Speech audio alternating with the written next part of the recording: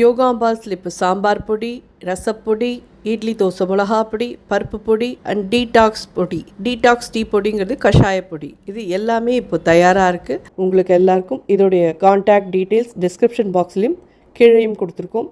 WhatsApp number அது வழியாக நீங்கள் உங்களுக்கு என்ன தேவையோ அதை தொடர்பு கொண்டு நீங்கள் பதிவு பண்ணிடனா அதை அனுப்பி வைக்கிறதுக்கு நாங்கள் கடமைப்பட்டிருக்கோம். வணக்கம், நான் உங்கள் அபிமான யோகாம்பால் சுந்தர். எல்லாருக்கும் விநாயகர் சதுர்த்தி அட்வான்ஸ் நல்வாழ்த்துக்கள். இப்போ என்ன பார்க்க போகிறோம் அப்படின்னு சொல்லி கேட்டேன்னா, எள்ளு பூர்ண கொழுக்கட்டை நிறைய தடவை பண்ணியிருக்கோம், நிறைய பேர் பண்ணியிருக்கேன். அதில் ஒன்றும் புதுசாக இல்லை. யாரான்னு பார்க்காதவா இருந்தேன்னா இது அவசியம் எடுத்துக்கோங்க. எதுக்கு எள்ளு பூர்ண கொழுக்கட்டை விநாயகருக்குன்ற கதையை நான் நிறைய தடவை சொல்லியிருக்கேன். ஹோப் நீங்கள் எல்லாரும் கேட்டிருப்பேன், புரிஞ்சிருக்கும்னு நினைக்கிறேன். புரியலன்னா பண்ணுறதே ஷார்ட்டாக திருப்பி சொல்லிடுவேன். ஸோ இது நம்ம விநாயகர் சதுர்த்திக்கே மெயினாக சொன்ன மாதிரி மஞ்சள் பிள்ளையார் முதல்ல பிடிச்சி வச்சு அவருக்கு ஒரு பூ, சந்தன, குங்குமம் இதெல்லாம் அது பண்ணி அக்ஷதையாளி புஷ்பத்தாளி முதல்ல அவருக்கு அர்ச்சனை பண்ணிவிட்டு அதுக்கப்புறமா இந்த மாதிரி களிமண் பிள்ளையாரை எடுத்து வச்சு அவருக்கு வஸ்திரம் சாத்தி அப்புறம் அவருக்கு கொடை வச்சு அந்த மாதிரி புஷ்பங்கள்லாம் சாத்தி அர்ச்சனை பண்ணுறதே அருகம்புல்லால் பண்ணுங்கோ.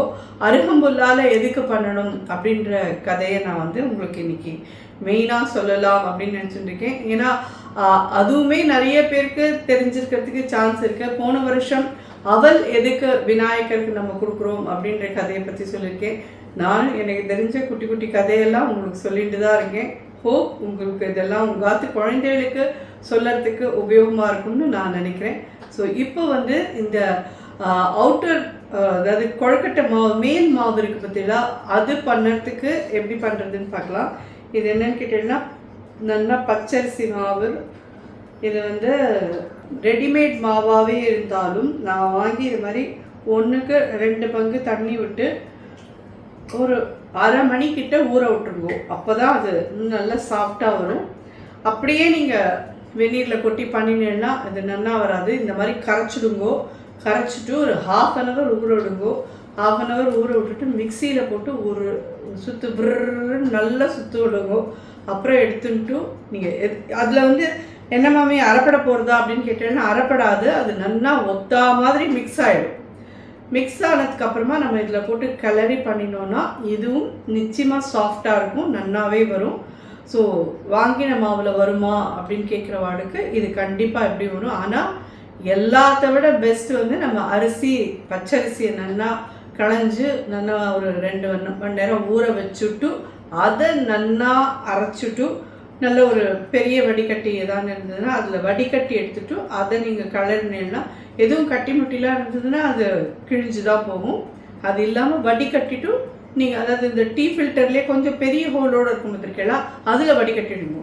வடிகட்டிட்டு நீங்கள் கரைச்சி அதை பண்ணினீங்கன்னா சாயங்காலம் வரைக்கும் மேல் மாவு எதுவுமே ஆகாது. நம்ம அதை மாதிரி வீடியோ நம்ம இதில் பண்ணி போட்டிருக்கோம், அதையும் நீங்கள் பாருங்கள் கண்டிப்பாக. ஏன்னா எகேனேகே நான் பண்ணதையே உங்களுக்கு திருப்பி பண்ண வேண்டாமே, புதுசாக இந்த மாதிரி உங்களுக்கு ஒரு இது கொடுக்கலாமேன்றதுனால தான். ஸோ இதை நம்ம இப்போ பண்ண போகிறோம். இதில் 2 கப்பு நான் எடுத்துட்டுருக்கேன். எதுக்கு அப்படின்னு சொல்லி கேட்டேன்னா, இதுலேயே தான் நான் பால் கொழுக்கட்டைக்கும் எடுத்துக்க போகிறேன். அது பாதி மாவை நல்லா கலர்னதுக்கப்புறம் எடுத்துகிட்டு பால் கொழுக்கட்டைக்கு என்னென்னா ஆட் பண்ணுறேன் அப்படிங்கிறதையும் நீங்கள் பார்க்கலாம். இப்போ இதை பண்ண ஆரம்பிக்கலாம். எனக்கு ஒரு 1/2 டீஸ்பூன் கிட்ட உப்பு போட்டுறேன். நல்லெண்ணெய்,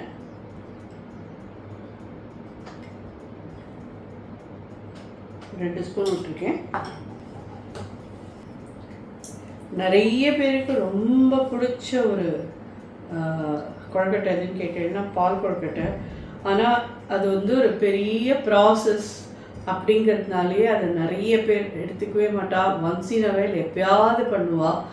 ஆனால் நீங்கள் பழைய நாள்லலாம் கேட்டீங்கன்னா எல்லா இதுக்கும் விசேஷத்துக்கும் பால் கொழுக்கட்டை பண்ணிவிடுவா.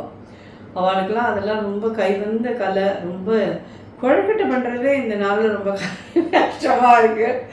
எனக்கு நிஜமாகவே சொல்கிறேன். என்னை யாரும் கேட்கவே கேட்டா, நீங்கள் புளியார் சேர்த்திக்கும் போது கொழுக்கட்டை பண்ணி தரலாம், நாங்கள் ஒரு நாள் உங்களுக்கு காசு கொடுத்துருவோம் அப்படின்னு சொன்னால் அவாவா ஆற்றுல புளியாருக்கு. நான் எப்பயுமே சொல்கிறேன், இது மட்டும்தானே இல்லை, எல்லா பண்டிகைக்கும் நீங்கள் என்ன வேணுமோ வாங்குங்கோ, ஆனால் வாங்கினதை வந்து பிள்ளையாருக்கு நீங்கள் நைவேத்தியம் பண்ணாதீங்கோ.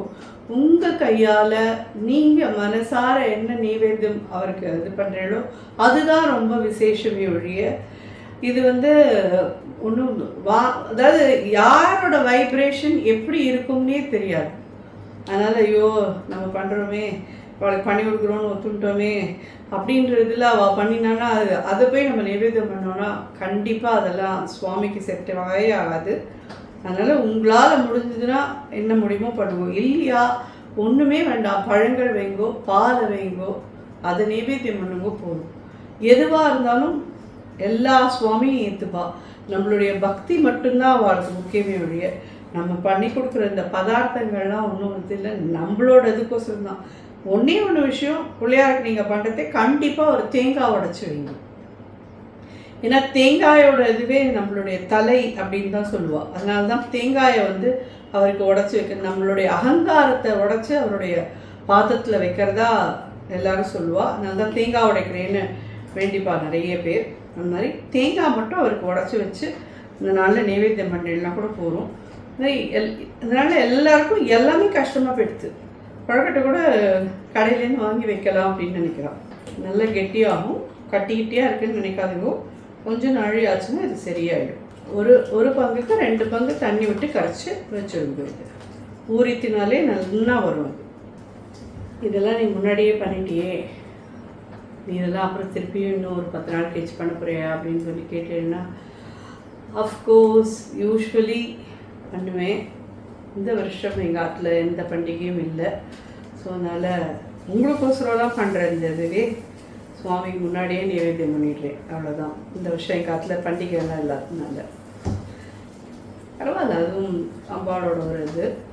சுவாமி வந்து எப்பயும் நம்மள்கிட்ட எப்படி வேணும்னு நினைக்கிறாரோ அப்படி வாங்கிட்டுருவேன். ஸோ இது மேல் மாவு நல்ல ஜோராக கரண்ட் வந்துட்டு உங்களுக்கு பார்த்தீங்கன்னா தெரியும். இதை சுட்டு பார்த்தீங்கன்னா இப்படி வெண்டுன்னு எடுத்துடணும். ஒரு ஹாஃப் இந்த பாத்திரத்தை எடுத்து வச்சுக்கணும்.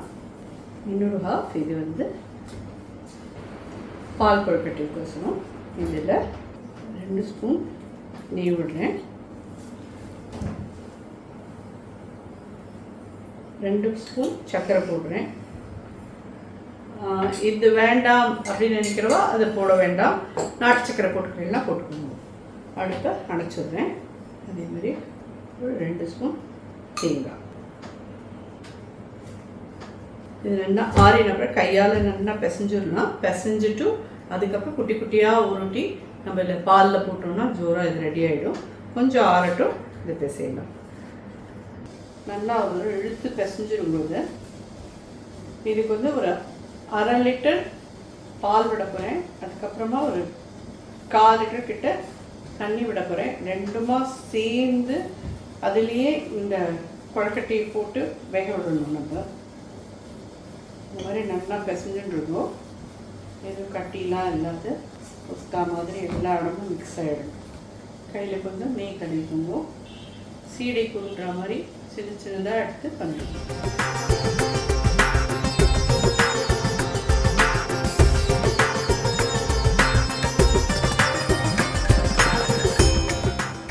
ஸோ கதை வந்து எல்லாரும் நடுப்புற சொல்லலையான்னு கேட்கலாம். ஏன்னு கேட்டீங்கன்னா இதில் வந்து அப்புறம் எனக்கு ஏதாவது பண்ணுறதுக்கு மறந்து போயிடுதுன்னு வச்சுக்கோங்களேன், வயசாகிடுது.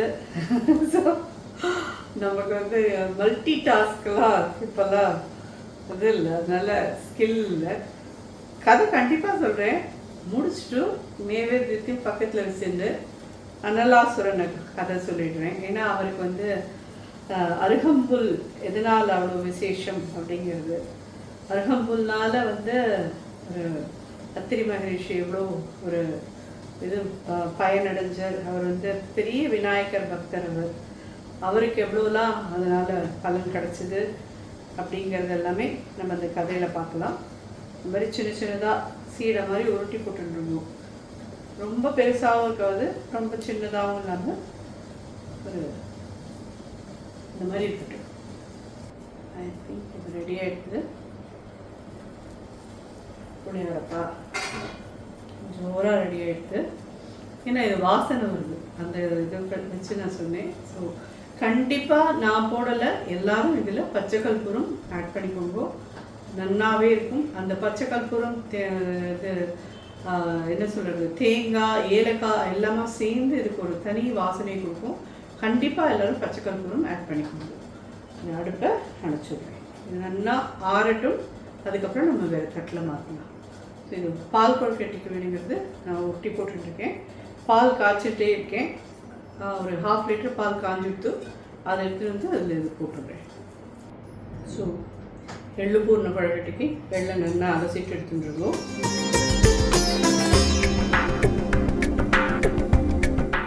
இதில் இருக்கிற தண்ணியெலாம் போய் நல்லா படப்படன்னு வெடிக்கணும். இது பால் கொழுக்கட்டைக்கு பார்த்தீங்கன்னா பாதி புரட்டி வச்சுட்டேன். இந்த மாதிரியும் இருக்கலாம், நீள ஷேப்லேயும் இருக்கலாம். எப்படி உங்களுக்கு ஷேப் பிடிக்குமோ அந்த மாதிரி வெட்டிக்கோங்க. எள்ளு பூர்ணம் வந்து எதுக்கோசரம் பண்ணுறதுன்னு அதை சொல்லியிருக்கேன் இல்லையா. சந்திரன் வந்து ஒரு தடவை விநாயகரை பார்க்கறதுக்கோசரம் கைலாசத்துக்கு வருவார். பரமசிவனுக்கு வந்து ரொம்ப அழகான ஒரு குழந்தை பிறந்திருக்குன்னு எல்லாரும் சொன்னால், நான் அவரை பார்க்கறதுக்கோசரம் வந்திருக்கேன் அப்படின்னு விநாயகர்கிட்டே சொல்லுவார். அது நான் தான் அப்படின்னு சொல்லி சொன்னதும் சந்திரன் கேலி பண்ணி சிரிப்பார். இவ்வளோ குண்டா இப்படி ஒரு யானை மூஞ்சியோட தோந்தி தொப்பியமாக இருக்கிற நீ அழகுன்னு எல்லாரும் சொன்னா அப்படின்னு சொல்லிட்டு விழுந்து சிரிப்பார். உடனே அவருக்கு வந்து விநாயகருக்கு கோவம் வந்துடும். விநாயகர் வந்து நீ இனிமேல் தேஞ்சு மறந்து போயிடு அப்படின்னு சொல்லிட்டு சபிச்சுடுவேன். ஸோ அப்படியே தேஞ்சு மறந்து போயிடுவேன், உனக்கு ரொம்ப அழகுன்ற கர்வத்தினால நீ இந்த மாதிரி இது பண்ணியா, நீ தேஞ்சு மறந்து போயிடுன்னு சபிச்சது ஒரு மறந்து போயிடுது. அந்த சமயம் பார்த்து சனீஸ்வரன் வந்து நம்ம மனுஷால மட்டும்தானே இல்லை, தேவதைகளையும் அவர் வந்து பிடிக்கக்கூடியது உண்டு. அவருடைய இதனால சிவபெருமான்லாம் கூட நிறைய மாட்டிட்டு முடிச்சிருக்கா. அது மாதிரி இவர் வந்து சனீஸ்வரன் வந்து நான் உங்களை பிடிக்கணும் அப்படின்னு சொல்லுவார். அவனே இன்னைக்கு போயிட்டு நாளைக்கு வாங்க, சந்திரனே இல்லை, இன்னைக்கு போயிட்டு நாளைக்கு வாங்க அப்படின்னு. அதே மாதிரி 7 நாளைக்கு போயிட்டு வருவார். அப்புறம் பார்த்தேன்னா 7வது நாள் 7 நாளும் போயிடும். 8வது நாள் வந்து நான் இன்னைக்காவது உங்களை பிடிக்கணும் அப்படின்னு சொல்லி வரைச்சி, அப்போது சந்திரனோட மனைவி வந்து 27 நட்சத்திரங்களும் சந்திரனுடைய மனைவி. அதில் வந்து அஸ்வினியும் பூசமும் வருவாள். அவர்கிட்ட விநாயகர்கிட்ட அழுவா, எங்கள் ஆத்துக்கார விட்டுருங்கோ, அவர் தெரியாமல் சொல்லிட்டார், உலகத்தோட இதெல்லாமே என்னால் மாறி போகுது, நீங்கள் அவளை தயவு செஞ்சு அவரை மன்னிச்சு அவருக்கு அனுகிரகம் பண்ணுங்க அப்படின்னு. சரி உங்களுக்கோசரம் நான் அவனை மன்னிக்கிறேன். ஆனால் அவன் வந்து இந்த 15 நாளைக்கு அவனுடைய இதில் தேஞ்சு போயிடுவான். அதாவது அந்த பௌர்ணமி கழிஞ்சு அப்படியே தேஞ்சுட்டே வருவார். அமாவாசனைக்கு நிலாவே இருக்க மாட்டார். அப்புறம் அமாவாசனையிலேருந்து அவர் திருப்பி பளிச்சுன்னு பௌர்ணமி வரைக்கும் பெருசாக இங்கே வருவார் இல்லையா. அந்த மாதிரி அவர் இது பண்ணிடுவார். அப்போ வந்து ரொம்ப அவள் எல்லோரும் நன்றி சொல்லிவிட்டு கிளம்புறதுக்கு போவோம். அப்போ சனீஸ்வரன் விநாயக பெருமானை நான் உங்களை பிடிக்கணுமே அப்படின்னு சொல்லி கேட்பார். அப்போது அவர் கேட்பார், நீ என்னை என்னைக்கு பிடிச்சி என்னைக்கு விடணும் அப்படின்னு சொல்லி கேட்பார். அதாவது அஸ்வினியும் சந்திரனும் என்னைக்கு சேர்ந்துருக்காளோ அன்றைக்கி உங்களை பிடிச்சிக்கணும். சரி, அப்புறம் விடுறது பூச நட்சத்திரமும் சந்திரனும் என்னைக்கு சேர்ந்துருக்காளோ அன்றைக்கி உங்களை விடணும் அப்படின்னு. இதோ அஸ்வினி இருக்கா, இதோ பூசம் இருக்கா, ஸோ நீ என்னை பிடிச்சி என்னை விட்டுட்ட, போயிட்டு வா அப்படின்னு. அப்போ வந்து அவருக்கு சனீஸ்வரன் அவருக்கு என்ன சொல்கிறதுனே தெரியாது. அது மாதிரி 7 நாட்கள் அப்படிங்கிறது வந்து நம்மளுடைய 7 நாள் அப்படிங்கிறது ஒரு வருஷம் ஆகும், தேவர்களுடைய ஒரு நாள் இல்லையா. அதனால் டெய்லி வந்தார் அப்படின்னு சொல்லி அவர் வருஷத்துக்கு ஒரு தடவை போய் அவரை பார்த்துருக்கிறதா நினச்சோம். அதனால் இன்னி வரைக்கும் அவர் வந்து கடைசியில் சனீஸ்வரன்ட்ட சொல்கிறதையே, என்னுடைய பக்தர்கள்லாம் யாரோ அவள் எல்லாரும் வந்து நீ ரொம்ப அவளுக்கெல்லாம் கஷ்டத்தை கொடுக்கக்கூடாது, அவளுக்கு வந்து ரொம்ப மிதமான ஒரு இதோடு அவளை தப்பிக்க விடணும், உன்னுடைய இந்த 7 சனி கண்டக சனி அந்த சனி இந்த சனிலாம் இருக்கு இல்லையா, அந்த காலத்துலலாம் நீ ரொம்ப படுத்தக்கூடாது என்னுடைய பக்தர்களை அப்படின்னு சொல்லுவார். அதனால விநாயக பெருமானுக்கு வந்து எள்ளில் வந்து நம்ம பண்ணி நைவேத்தியம் பண்ணுறது சனீஸ்வர பகவானோட பிரீத்தியாக இதை வந்து அவருக்கு படைச்சி நம்ம பண்ணணும். அதனால் கண்டிப்பாக எல்லோரும் வந்து யாருக்கெல்லாம் 7 சனி இருக்குது அவள் எல்லோரும் கண்டிப்பாக 7 சனி மட்டுமே இல்லை, சனீஸ்வர இதனால யாரெல்லாம் தொல்லைகள் இருக்குன்னு நினைக்கிறோம் அவள் எல்லோரும் எள்ளு கொழுக்கட்டை பண்ணி அவருக்கு நிவேதியம் பண்ணுவோம். இல்லாட்டாலுமே நான் வந்து எப்பயுமே சொல்கிற மாதிரி தான், எனக்கு இதுலலாம் அவ்வளோ தூரம் இது கிடையாதுன்னு நான் சொல்லுவேன். சொல்கிற மாதிரி இதெல்லாம் வந்து எள்ளெல்லாம் வந்து ரொம்ப வந்து ஒரு என்ன சொல்கிறது, ஹெல்த்துக்கு ரொம்ப நல்லது. இப்படி சொன்னால் தான் நம்ம எல்லோரும் சாப்பிடுவோம். அதனால தான் சுவாமி மேலே நம்பிக்கை கிடையாதா அப்படின்னு கேட்டேன்னா கண்டிப்பாக உண்டு. அவர் இல்லைன்னா ஒரு அணு கூட நம்மளால் ஒன்றுத்தை கூட நம்மளால் இப்படி இருக்கிறத இப்படி எடுத்து கூட வைக்க முடியாது. அவளுடைய ஒரு இதனால தான், அதுவும் என்னுடைய விநாயகரோட ஒரு இதனால தான் நீங்கள் இத்தனை பேர் இந்த வீடியோவை பார்க்குறேன், இவ்வளோ கமெண்ட் கொடுக்குறேன். அதுலலாம் எனக்கு ஒரு நம்மளுடைய விதி என்னவோ அது நடக்கும். அதனால் கோள்களை பற்றி நான் இது பண்ணவே மாட்டேன் அப்படின்றது தான் என்னுடைய ஒரு இது. நான் உங்களை எல்லாரையும் அதுக்கோசரம் நான் என்ன மாதிரி இருங்கன்னு நான் சொல்ல வரல, இது உங்கள் சௌகரியம். ஸோ ஒரு கதை ஆகிட்டா இன்னும் வந்து நல்லா படப்படன்னு வெடிச்சுட்டு பார்த்தீங்கன்னா எவ்வளோ தண்ணியோடு போட்டிருந்தோம், இப்போ லூஸாக எடுத்துக்காமோ.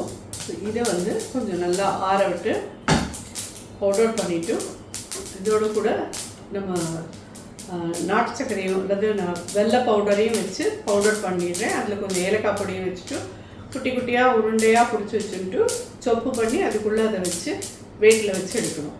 ஸோ இது வெடிச்சு விட்டு இதை அடுப்பு அணைச்சிட்டோம். எள்ளும் கொள்ளும் வெடிக்கிறதும் தான் இதான். ஏன் மூஞ்சியில் எப்படி எள்ளும் கொள்ளும் வெடிக்கிறது அப்படின்னு சொல்ல மாட்டாளா? ஸோ இது ஆறட்டும். இதையும் இதோட கூட இது வந்து எள்ளில் நான் வந்து 50 கிராம்ஸ் எள் எடுத்திருக்கேன். அதில் பாதி 25 கிராம்ஸ் வரும். நீங்கள் கப்பால் அளந்துக்கிறேன்னா எந்த கப்பில் நீங்கள் எள் எடுத்துட்டீங்களோ அதால் பாதி கப்பு நாட்டு சர்க்கரையோ இந்த வெள்ளை பொடியோ இது வெள்ளை பவுடர் அது சேர்த்து வச்சு பண்ணிக்கோங்க. அதை பவுடர் பண்ணிட்டு வந்ததுக்கப்புறம் கொழுக்கட்டை எப்படி பண்ணுறதுன்னு பார்க்கலாம். ஸோ இது 1/2 லிட்டர் மில்க்கு கொதிக்க ஆரம்பிக்கிறது. இதில் இது 1/2 லிட்டர் கட்டியே தண்ணி விட்டேன். இதில் இந்த உருட்டி வச்சுருக்கோம் இல்லையா, இதெல்லாம்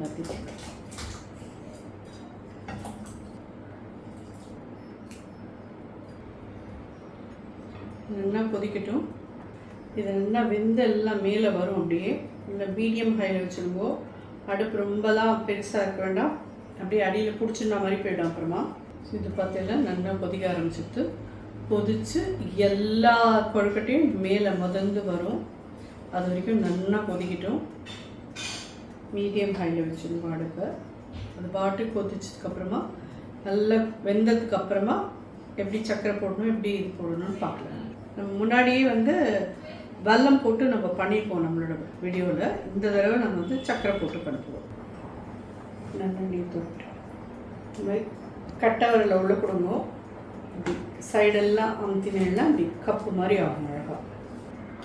இதுதான் வந்து உங்களுக்கு இந்த தேங்காய் பூர்ண கொழுக்கட்டைக்கும் இதுதான் பண்ணுவோம்.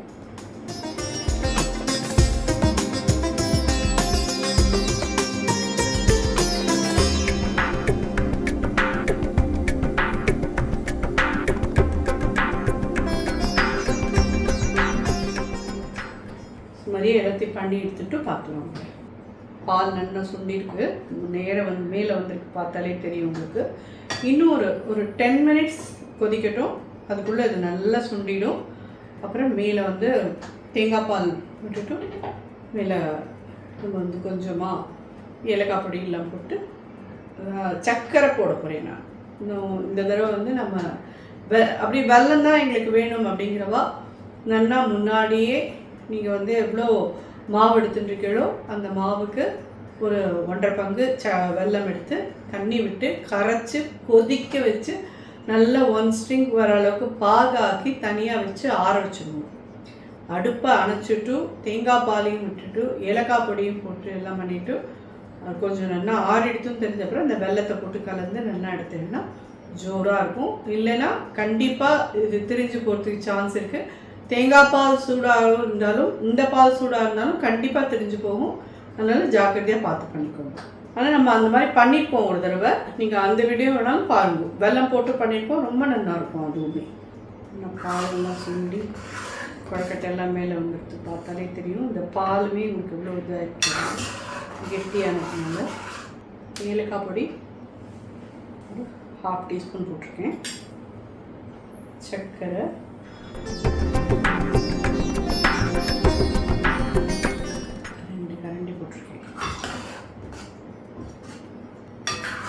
ஒரே ஒரு கொதி வரட்டும்.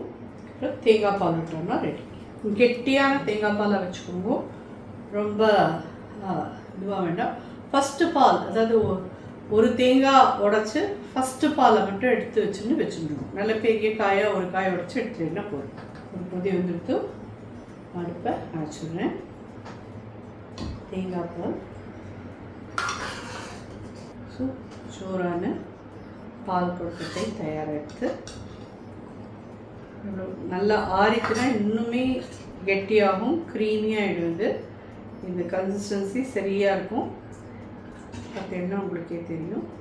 இதில் அரிசி மாவுலாம் நீங்கள் கரைச்சி விட வேண்டாம். ஏன்னா இதுவே சில உருண்டைகள் கரைஞ்சி கெட்டியாகிக்கும். ஸோ அதனால் இது வந்து சரியாக இருக்கும். அப்படியே இதை எடுத்து வச்சுக்கலாம். மேலே வந்து நான் 2 குங்குமப்பூ போடுவேன். இஷ்டப்பட்டவா போடுங்க, வேண்டான்றவா போட வேண்டாம், அப்படியே வச்சுக்கலாம். மேலே இது அப்படியே இருக்கட்டும், நல்லா ஆறட்டும். நல்லா கூல் பண்ணிவிட்டு இது எல்லோரும் சுவாமிக்கு அப்படியே நைவேத்தியம் பண்ணுவோம் ஃபஸ்ட்டு. அதுக்கப்புறமா நீங்கள் எல்லோரும் எடுத்து சாப்பிட்டு பார்த்தீங்கன்னா ரொம்ப தேவாமிரதமாக இருக்கும். ரொம்ப ரொம்ப நல்லா கண்டிப்பாக ட்ரை பண்ணுவோம். இப்போ நம்ம எள்ளு கொழுக்கட்டையை வீட்டில் வைக்கலாம்.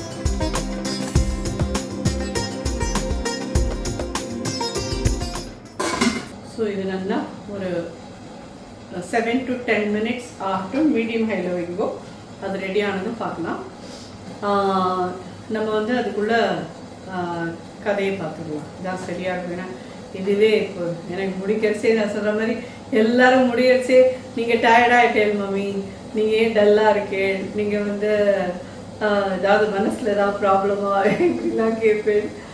ஆக்சுவலி இப்போ பார்த்தேன்னா மணி 2:15, நான் இன்னும் சாப்பிடலை. ஸோ அது அந்த நேரம் ஆச்சுன்னா அப்படியே டவுன் ஆகிடும். அவ்வளோதானே வீடியோ, வேறு ஒன்றுமே இல்லை.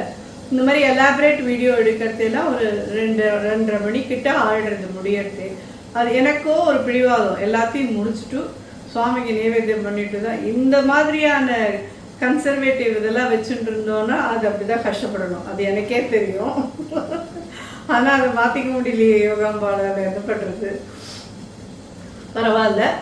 பட் ஐ எம் ஆல்ரைட், ஒன்றும் பிரச்சனை இல்லை. நீங்கள் யாரும் கவலைப்படாதீங்க. என்னோடய மூஞ்சி ஏதாவது கொஞ்சம் டல்லாக தெரிஞ்சதுன்னா கவலைப்படாதீங்க, எனக்கு ஒன்றும் பிரச்சனை இல்லை.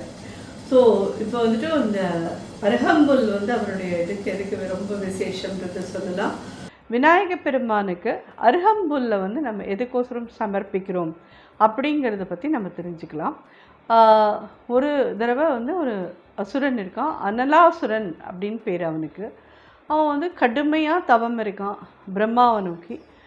அப்போது அவனுடைய தவத்தை இது பண்ணி பிரம்மா வந்தார். உனக்கு என்னப்பா வர வேணும் அப்படின்னு சொல்லி கேட்குறது. அவன் சொல்கிறான், எனக்கு அழியாத வரம் வேணும். நான் யாரை கட்டி தழுவினாலும் அவள் வந்து அதே நிமிஷத்தில் பஸ்மமாயிடணும் அப்படின்னு சொல்லி அவன் கேட்குறான். இவரும் ஓகே கொடுத்துட்டேன் அப்படின்னு சொல்லிடுறார். அப்போ முதல்ல டெஸ்ட் நான் உங்களை தான் பண்ணணும், நான் உங்களை வந்து முதல்ல தழுவிக்கிறேன், நீங்கள் பஸ்மம் வரையலன்னு பார்த்தா தான் எனக்கு அது நம்பிக்கை வரும் அப்படின்னு சொல்லிவிட்டு இவரை துரத்துவான். இது என்னடா வரம் கொடுத்த வந்து கை வைக்கிறதுங்கிறது இதுதான். ஸோ இந்த மாதிரி இருக்கேன்னு சொல்லிட்டு அவர் ஒரு லோகமாக ஓடுவார். கடைசியில் சிவபெருமான்கிட்ட போய் தஞ்சமடைவர். இந்த மாதிரி நான் வரம் கொடுத்துட்டேன், அவன் என்னை வந்து இது பண்ணணும்னு பார்க்குறான், என்னை காப்பாற்றுங்கோ அப்படின்னு சொல்லி சொல்லுவார். அப்போ சிவபெருமான் வந்து அவருடைய மகனான விநாயக பெருமான்கிட்ட சொல்லுவார், நீ அந்த அனலாசுரனை கொஞ்சம் பார்த்துக்கோப்பா அப்படின்னு சொல்லி சொன்னதும் விநாயக பெருமான் அவனோட போருக்கு போயிட்டு அவனை ஒரு ஸ்டேஜில் வந்து அவன் முழுங்கிடுறார். அனலாசுரனை முழுங்கிடுறார். முழுங்கின கையோடு அவருக்கு உடம்பு ஃபுல்லாக அப்படியே எரிச்சல் தாங்க முடியாத அளவுக்கு ஆயிடுறது. ஸோ எல்லோரும் தேவர்கள்லாம் சேர்ந்து அவருக்கு என்னெல்லாமோ பண்ணி பார்ப்பா, இளநீர் பால் என்னெல்லாமோ அபிஷேகம்லாம் பண்ணி பார்ப்பா எல்லாம். அதனால ஒரு நாளையுமே அவருக்கு சரியாகவே ஆகாது. அப்போ கடைசியில் என்ன பண்ணுவான்னா அருகம்புல்லை அரைச்சி அதை வந்து ஜூஸாக பண்ணி அவருக்கு சாப்பிட்றதுக்கு கொடுப்பா. அருகம்புல்லை அரைச்சி அவருடைய உடம்பு ஃபுல்லாக அதை தடவுவாள். அதுக்கப்புறமா தான் அவருக்கு கொஞ்சம் அதோட அந்த தாக்கம் குறைஞ்சி அவருக்கு நார்மல் இதுக்கு வருவார். ஸோ அதுலேருந்து வந்து அவருக்கு அருகம்புல்லை சமர்ப்பிக்கிறது வந்து ஒரு பெரிய ஒரு இதுவாக எத்தனையோ பத்திரங்கள் அவருக்கு சொல்லுவா வரிசையாக. அதில் வந்து இந்த அருகம்புல் பத்திரம் வந்து அவருக்கு ரொம்ப விசேஷமான ஒரு இது. சாதாரண ஒரு சின்ன அருகம்புல்லுக்கே அவர் வந்து இப்பேற்பட்ட ஒரு பொசிஷனை கொடுத்து ரொம்ப வசதியாக வச்சுருக்கார். அவருக்கு பிடிச்ச ஒரு இதுவாக அது அருகம்புல். அதனால் நமக்கு நிறைய பிரார்த்தனைகள் இருக்கிறது. அவருக்கு ஒரு சில அருகம்புல்லால் அவருக்கு அர்ச்சனை பண்ணாலே அவர்கிட்டேருந்து வரங்களை அள்ளி அள்ளி வாங்கிக்க முடியும். நம்ம இன்னொரு கதையும் இந்த அருகம்புல்லை பற்றினது இருக்குது. என்னென்னு கேட்டீங்கன்னா, கௌண்டில்ய முனிவர்னு ஒருத்தர் இருந்தார். அவர் வந்து விநாயக பெருமானோட பரம பக்தர். அவர் தினமும் விநாயகருக்கு அர்ச்சனை பண்ணிகிட்டு இருப்பார். அப்போது அவரோட மனைவி வந்து, நம்ம இவ்வளோ கஷ்டப்பட்டுருக்கோம் காட்டில், இந்த நாட்டோட ராஜாட்ட போயிட்டு நீங்கள் கொஞ்சம் தனதானியங்கள்லாம் வாங்கிட்டு வரக்கூடாதா, நம்ம கொஞ்சம் சௌரியமாக இருக்கலாம் இல்லையா அப்படின்னு சொல்லி கேட்போம். அதுக்கு அவர் சொல்லுவார், எதுக்கு நம்ம வந்து ராஜா எல்லாம் கேட்டுட்டு, நான் உன்னை இந்திரலோகத்துக்கே அனுப்புகிறேன், நீ அங்கே போய் இந்திரன்கிட்டேருந்தே வாங்கிட்டு வா, அங்கே வந்து காமதேனு கற்பக விருட்சம் எல்லாமே இருக்குது, என்ன தேவையோ அதெல்லாம் நீ அங்கேருந்தே வாங்கிட்டு வரலாம் அப்படின்னு சொல்லுவார். அப்படின்னா சரி நான் போயிட்டு வரேன் அப்படிம்போம். அப்போ இவர் என்ன பண்ணுவார், விநாயகருக்கு அர்ச்சனை பண்ணின ஒரு நிர்மால்ய அந்த அருகம்புல் பாத்திரத்தை அவர்கிட்ட கொடுத்து இதுக்கு என்ன கிடைக்கிறதோ அதை நீ வாங்கிட்டு வா அப்படின்னு சொல்லி அனுப்புவார் அவளை. இவளுக்கு ஒரே சந்தேகமாக இருக்கும், இந்த அருகம்புல்லுக்கு என்ன பெருசாக வந்துட போகிறது, இதை போய் இவர் கொடுத்து அனுப்புகிறாரே, நம்ம நிறையா பணம் காசு நகை நட்டெல்லாம் வரணும்னு பார்க்குறோம், இவர் சின்ன அருகம்புல்லை கொடுத்து அனுப்புகிறார், சரி அவர் அனுப்புகிறார், நம்ம அதை எடுத்துன்னு தான் போகணும் அப்படின்னு சொல்லிட்டு கிளம்பி போர்ச்சே வந்து அங்கே ஒரு மானிட பெண்ணானவோ எப்படி இந்திரலோகத்துக்கு வரா அப்படின்னு சொல்லி இவள் எல்லாரும் ரொம்ப இதுவாக பேசின்னு இருப்பாள்.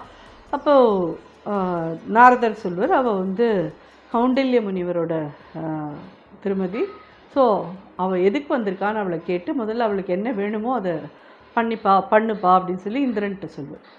இந்திரன் வந்து எதுக்குமா வந்திருக்க, என்ன வேணும் உனக்கு அப்படின்னு சொல்லி கேட்டபோது, இது மாதிரி இதை எனக்கு இதெல்லாம் கொஞ்சம் ஏதாவது தனதானியம்லாம் வாங்கிட்டு போகலான்னு வந்தேன், ஆனால் எங்கள் ஆத்துக்கார் வந்து இந்த ஒரு அருகம்புல்லை மட்டும் கொடுத்து இதோட எடைக்கு என்ன வருமோ அதை மட்டும் வாங்கிட்டு சொன்னார் அப்படின்னு சொல்லுவோம். அப்போது ரொம்ப ஏளனம் பண்ணி சிரிப்பான். எங்கள்கிட்ட இல்லாததே இல்லை, இங்கே கற்பக விருட்சம் இருக்குது, கெட்டதெல்லாம் கொடுக்கக்கூடிய இது காமதேனு இருக்கா, ஸோ இதெல்லாம் தாண்டி வெறும் ஒரு அல்பமாக ஒரு அருகம்புல்லை மட்டும் கொண்டு வந்து எனக்கு எதையான கொடுன்னு சொல்லி கேட்குறியா, என்னை கேவலப்படுத்துறியா அப்படின்னு சொல்லி கேட்பார். அதெல்லாம் கேவலப்படுத்தலாம் இல்லை, ஆனால் இதை தான் வாங்கிட்டு வர சொன்னார், இதுக்கு என்ன வருமோ அதை நீங்கள் கொடுங்கோ அப்படின்னு சொல்லுவோம். சரி அப்படின்னு சொல்லிட்டு இவரும் வந்து தராசு கொண்டு சொல்லுவார். தராசில் ஒரு பக்கத்தில் அருகம்புல்லை வைப்பார், அது வந்து கீழே போயிடும். அப்புறம் இன்னொரு பக்கத்தில் ஒரு சின்ன குந்துமணி போடுவார், அது போட்டாலும் ஒன்றும் சரியாகாது. அதுக்கப்புறம் ஒரு இதுவாக ஏற்றிகிட்டே போவார். அந்த இந்திரலோகத்தில் இருக்கக்கூடிய எல்லா நகைகள் நட்டு எல்லாத்தையும் அதில் வச்சுடுவார். அப்போ கூட ரெண்டும் சமமாக ஆகாது. அதுக்கப்புறம் தன்னுடைய தலையில் இருக்கிற கிரீடத்தையும் அதில் தூக்கி வச்சுடுவார், அப்பையும் அது சமமாகாது. ஸோ அப்போ நாரதர் வந்து சொல்லுவார், நீ உன்னுடைய கிரீடத்தையே எப்போ எடுத்து வச்சுட்டியோ அப்போ நீ வந்து கௌண்டில்ய முனிவருக்கு அடிமை ஆகிட்டேன்னு அர்த்தம். ஸோ இனிமேல் இதுக்கு மேலே என்ன பண்ணணும்னு அவர் தான் சொல்லணும். ஸோ நம்ம அவர்கிட்டே போய் கேட்கலாவா அப்படின்னு சொல்லிட்டு அவளோட பத்னியோடு சேர்ந்து எல்லாரும் கீழே வருவாள். பூலோகத்துக்கு வந்து கௌண்டில்ய முனிவர்கிட்ட கேட்பாள். அவர் வரைச்சி அவர் கூட பாக்கி எல்லாருமே வந்துட்டு அவரோட பாதத்தில் அவாவா கிரீடத்தை வச்சுட்டு எல்லோரும், நாங்கள் எல்லோரும் இப்போது உங்களுடைய அடிமை, நீங்கள் என்ன சொல்கிறீங்களோ அதை ஏற்றுக்கிறோம் அப்படின்னு சொல்லுவாள். அப்போ அவரோட மனைவி சொல்லுவாள், நான் இத்தனை நாள் இந்த விநாயகருக்கு அர்ச்சனை பண்ண அருகம்புல்ல என்ன பெரிய இது இருக்குதுன்னு சொல்லி நினச்சிட்டு இருந்தேன், இந்த நிர்மால்ய பத்திரத்துக்கு இவ்வளோ ஒரு மகிமை இருக்குன்றது எனக்கு தெரியாத, நான் அதோ பொன்பொருள் மேலே நான் ஆசைப்பட்டு உங்கள்கிட்ட இது மாதிரி கேட்டுவிட்டேன், என்னை மன்னிச்சுக்கோங்க அப்படின்னு சொல்லுவாள்.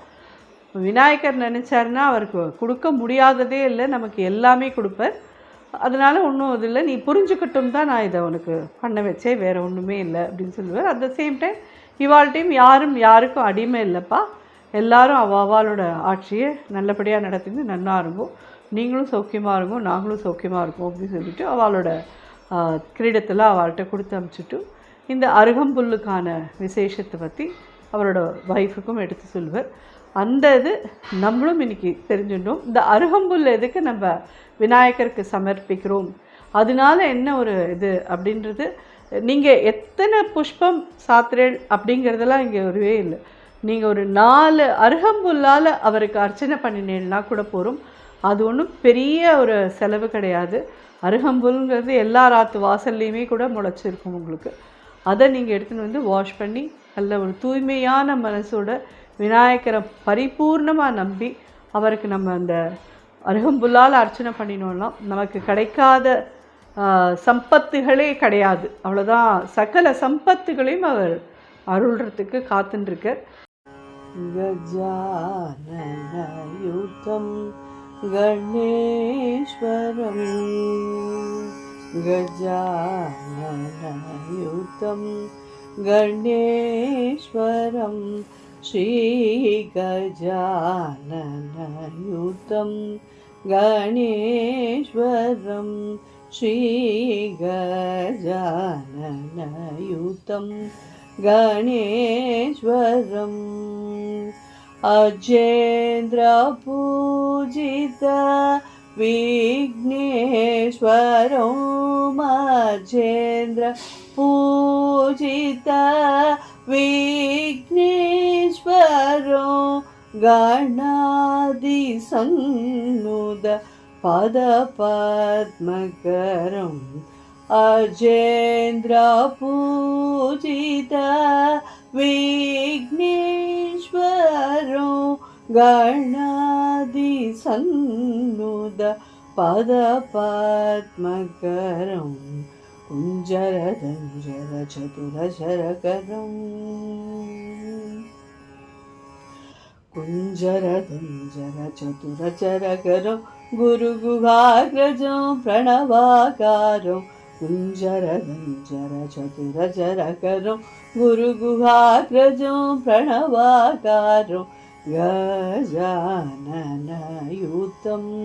கணேஸ்வரம் ஸ்ரீ கஜானனயுதம் கணேஸ்வரம். இந்த விநாயகர் சதுர்த்தி நம்ம எனக்கு தெரிஞ்ச வரையில் நான் உங்களுக்கு என்னால் என்னெல்லாம் முடியுமோ அதெல்லாம் உங்களுக்கு பண்ணி காமிச்சிருக்கேன். உங்களுக்கு என்ன தேவையோ உங்களால் என்ன முடியுமோ அது எல்லாத்தையும் நீங்கள் பண்ணி விநாயகர் பெருமானுக்கு நிவேத்தியம் பண்ணுங்கோ. அதே சேம் டைம் உங்களால் என்னெல்லாம் ஸ்லோகம் சொல்ல முடியுமோ அதெல்லாம் சொல்லுங்கோ. முன்னாடியே கூட நான் ஒரு தடவை சொல்லியிருக்கேன், அந்த எனக்கு தெரிஞ்ச மகாபெரிவா வந்து 90 வயசு கிட்ட கூட மடத்தில் வந்து பெருசாக களிமண் பிசைஞ்சு அவளே அங்கேயே பண்ணுவா பெரிய விநாயகர். அந்த விநாயகருக்கு வந்து பெரியவா வந்து 90 வயசுலேயும் தோப்பு கரணம் போட்டா. இப்போ நம்மளால கீழே கூட உட்காந்துக்க முடியல, அதுதான் அங்கே இருக்கிற பெரிய டாஸ்க். அவெல்லாம் மகான், அவெல்லாம் பெரிய யோகி சித்தா, அவெல்லாம் இருக்கிற இடத்துல அவள் இருந்த காலத்தில் நம்ம வாழ்ந்தோமேன்னு நினச்சிக்கிறதே பெரிய விஷயம். ஒரு காலை முன்னாடி வச்சு காது ரெண்டையும் இப்படி பிடிச்சிட்டு தோப்பு கர்ணம் போட்டு அது மாதிரி அவள் 90 வயசில் கூட பண்ணியிருக்கா. நம்மளால 1 2 3 என்னாலலாம் அதெல்லாம் சாத்தியமே இல்லை. யாராவது போட்டு குனிஞ்சு நமஸ்காரம் பண்ணினேன்னா எனக்கும் சேர்த்து மனசில் நினச்சிக்கோங்க. உங்கள் எல்லாருக்கிட்டையும் நான் அதை தான் பணிவோடு கேட்டுக்கிறேன், வேற ஒன்றையுமே கேட்கல. எனக்கு நீங்கள் என்னால் விநாயகர் பெருமானுக்கு அந்த தோப்பு கர்ணமும் போட முடியல, நமஸ்காரமும் பண்ண முடியல. யாரெல்லாம் பண்ணுறீங்களோ அவள் எல்லாரும் ஒரு செகண்ட் இந்த வீடியோவில் உங்களுக்கு உபயோகமாக இருக்கும்னா என்னையும் ஒரே ஒரு க்ஷணம் நினச்சிக்கோங்க. அதுதான் நான் கேட்குறது. நன்றி, வணக்கம்.